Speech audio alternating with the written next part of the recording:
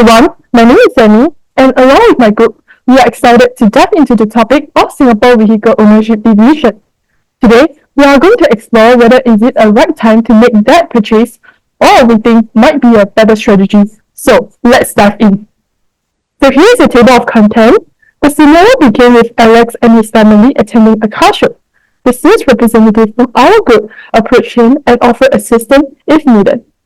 Alex expressed his interest in purchasing a car and seek for advice. Therefore, we will be analyze the relevant data from 2010 to 2022 and present Alex with insights into the COE trend as well as the price to enable him to make well-informed decision.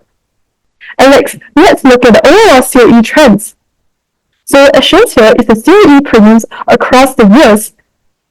So we can see that there is a sharp increase in COE premium from around $10,000 in 2019 to approximately $70,000 in 2022. This is mainly because Singapore recovered from COVID-19 pandemic. That's why there is an increase in consumer spending due to higher employment, and this boosts the demand for COE, causing the price to rise. Our advice for Alex will be to monitor the COE price and delay purchase until the price becomes stable. So now let's look at the COE bids received over the years. As can see from the graph, the COE bids received the year actually decreased. This means that the COE premium and COE bids received are negatively correlated. With a higher COE premium, this can actually lead to a lower number of COE bids received. This is mainly because with a higher price, this can actually deter some buyers from participating in the bidding process, and hence the bidding received for COE might decrease. Now I will pass on the time to Ziyi. Moving on to renewal considerations. When a car expires after 10 years, vehicle owners can choose to renew the COE by paying the prevailing quota premium, also known as PQP, which is the average of the COE premium in the preceding 3 months. To identify whether the COE premium actually affects the car owner's decision to renew the COE, we decided to compare the COE premium over the years alongside the number of cars with ages year 10 to 11. As shown above, the COE premium showed steady increase from 2010 to 2013, before following a sharp decline from 2013 to 2019, and a steep increase from 2019 to 2022. Whereas for the number of cars aged 10 to 11 years, there were unvarying changes from 2010 to 2013, following a substantial increase from 2013 to 2019, then a steep decline from 2019 to 2022. Based on these graphs, we observed an inverse relationship between COE premiums and the rate of COE renewal. When it comes to renewal, the main decision factor is the comparative cost between the PQP versus bidding for a new COE. Owners may choose to renew their COE if it is of a lower cost as compared to purchasing a new car. Theoretically wise, there should be a direct relationship between the two charts, as when the premium rises, it discourages the purchase of new cars, influencing old car owners to renew their COE.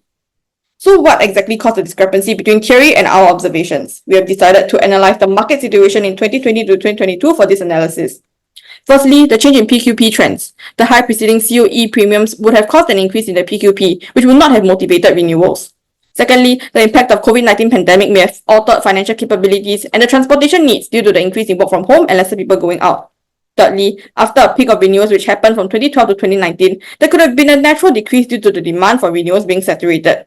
Other factors also include vehicle depreciation and the preference for newer vehicles. Taking all this information into consideration, we would advise Alex to observe the PQP rate before deciding on renewal. Additionally, he has to take into account other practical concerns related to vehicle use, condition, and also the broader economic environment to ensure that he makes the best decisions financially and practically. Moving on to the analysis of vehicles brand choices, generally there's a negative correlation between COE premium and the number of new COE registrations, and hence the number of vehicles purchased across most brands.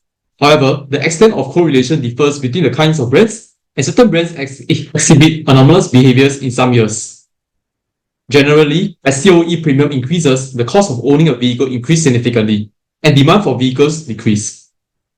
However, the number of luxurious cars registered remain relatively constant, and probably because the demand for luxurious vehicles remain unaffected by the increase in COE premium, as their target customers are from the high-income group, and COE premium remains a small component of the total vehicle cost.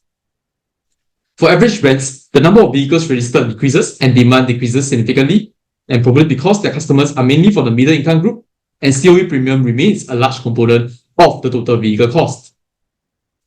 However, for average brands, there's anomalous behavior in 2020 to 2021. As the COE premium increases, the number of cars registered increases instead. Why so? In 2020 to 2021, Singapore experienced the COVID-19 pandemic, travel restrictions, and the increased work from home. This decreases the demand for vehicles.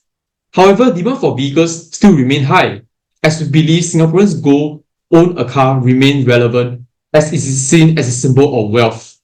And furthermore, median household income increases. So overall, the demand for average brand vehicles still increased. And overall, our advice to Alex would be that if he's looking to purchase a premium brand, he should proceed with his purchase. But if Alex is looking to purchase an average brand, he should wait for the COE premium to fall first.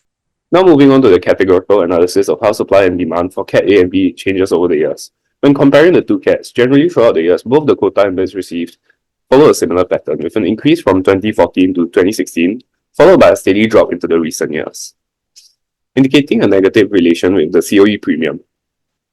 Demand for Cat A is also generally higher than Cat B, since these are entry-level cars and more consumers are able to afford them, and they're more financially feasible. Generally, the fluctuations are also higher in Cat A compared to Cat B. This is because the Cat A vehicles consumers are more sensitive to COE changes, similar as what was mentioned in the brand analysis before this. And those who can afford the higher COE premium of Cat B cars are more likely to have a higher disposable income and are less affected by the ups and downs in the COE price.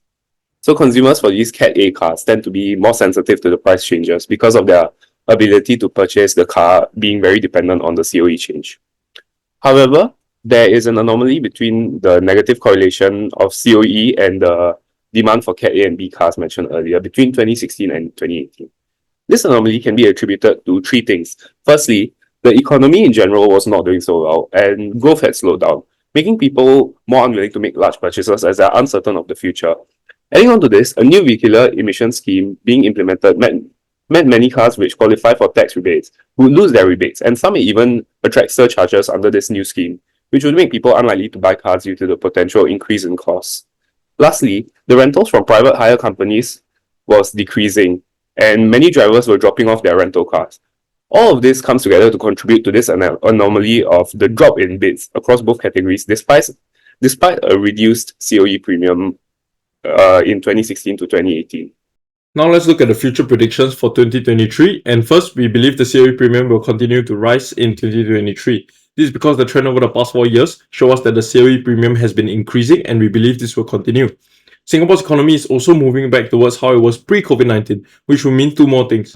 Firstly, the workforce will start going back to the office more often due to hybrid work cycles being more popular nowadays, and therefore there's an increased demand for private vehicles as people go back to work and is more convenient, and therefore the COE demand will increase. The COE quota will also fall more as the government looks to regulate the number of cars on the road, which means the COE supply will fall. Now we look at this graph showing the number of bids received and the COE quota from the 5 categories, and we can notice that throughout the years, the COE bids received always exceed the COE quota. This is evidence that the COE quota will once again be lower than the bids received, and therefore the price will increase. So with this increase in price, Alex should consider waiting for the COE premium to drop as his car still has 3 years of COE to go.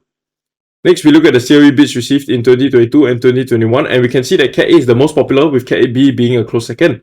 This is because Cat A, as mentioned earlier, is cheaper and more affordable. However, Alex has a family of 4, therefore he should consider getting a larger car, which often falls under Cat B or Cat E, the open category, which tend to be more expensive. Therefore, he needs to consider the financial burden that this might bring buying a larger car as well. So in conclusion, the considerations for Alex is that the COE premium is likely to continue increasing in the year 2023. So if he's considering to renew his COE, he needs to take into account the PQP, which will continue to increase as the COE premium is rising. Therefore, he needs to think about renewing it soon or later. Depending on his financial status, he has to consider the financial burden of the COE premium. And if he can, he should consider getting a vehicle from the Cat B or Cat E category, as the vehicle is bigger and suits his family more. Thank you.